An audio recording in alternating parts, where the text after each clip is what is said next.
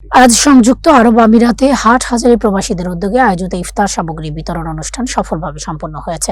অনুষ্ঠানে উপস্থিত ছিলেন মীর মোহাম্মদ হেলাল উদ্দিন, যিনি প্রবাসীদের ভিসা, চাকরি ও আর্থিক সমস্যা সমাধানে প্রশাসনের সহযোগিতার আশ্বাস দেন। মঞ্চে ছিলেন হাটহাজারী উপজেলা ও পৌর বিএনপি নেতৃবৃন্দ সহ বিশিষ্ট অতিথিরা। হাটহাজারী সমিতি দীর্ঘদিন ধরে প্রবাসীদের মানবিক সেবা, দেশে দুর্যোগ ও পরিবারের পাশে দাঁড়ানোর কাজ করে আসছে। আমাদের কিছু পারিবারিক সমস্যা, কিছু আর্থিক সমস্যা, কিছু জমি জমা সংক্রান্ত সমস্যা হয়ে থাকে। আপনি বিশেষ করে ওইদিকে একটু আমাদের প্রবাসীদেরকে একটু সুদৃষ্টিতে নজর দিয়ে দেখবেন এবং প্রশাসনকেও একটু আপনি আপনার মাধ্যমে প্রশাসনকেও আমরা আমাদের সমস্যাগুলোর কথা বলতেছি। আজকের এই ইফতার সামগ্রী বিতরণের মাধ্যমে প্রবাসী কমিউনিটির মাধ্যমে মানবিক সহমর্মিতা, একতা ও সামাজিক সংহতি দৃঢ় বার্তা তৈরি হয়েছে। পাশাপাশি ভবিষ্যতেও এমন কল্যাণমূলক কার্যক্রম অব্যাহত রাখার প্রত্যয় ব্যক্ত করেন আয়োজকরা।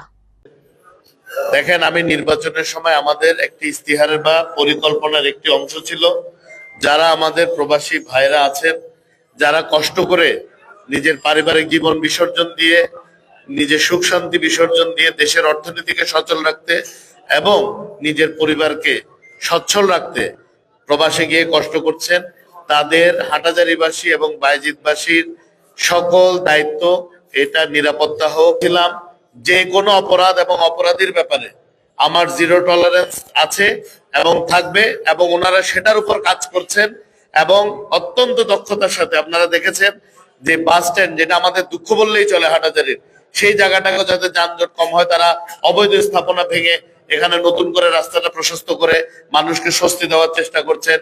কিশোর গ্যাং বলে যেসব সন্ত্রাসীরা নতুন মানে বিশৃঙ্খলা সৃষ্টি করছে, তাদেরকে গ্রেফতার করছেন। একটা অস্ত্র সহ সন্ত্রাসী গ্রেফতার করেছেন। তাহলে তারাও কিন্তু তাদের সর্বোচ্চ দিয়ে চেষ্টা করছেন যেন হাটহাজারীকে তারা একদম নিরাপদ রাখতে পারেন, সুন্দর রাখতে পারেন।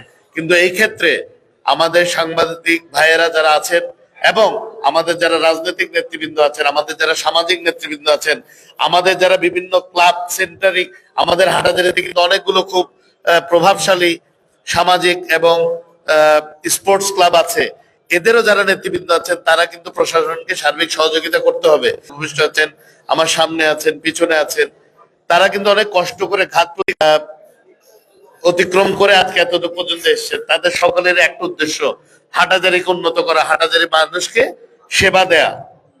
কারণ মানুষকে যদি সেবা দিতে না পারে, আমার এমপি ইলেকশন শেষ, এখানে কিন্তু অনেকে চেয়ারম্যান, কাউন্সিলর, মেয়র এসব ইলেকশন করবে না? করবে তো? তাহলে তারা নিজের দায়ে, নিজের টাকায় মানুষের উপকার করবে এবং মানুষের নিরাপত্তা নিশ্চিত করবে। আপনারা একদম নিশ্চিত থাকেন, এখানে আর কোনো ঝামেলা ইনশাল্লাহ হবে না।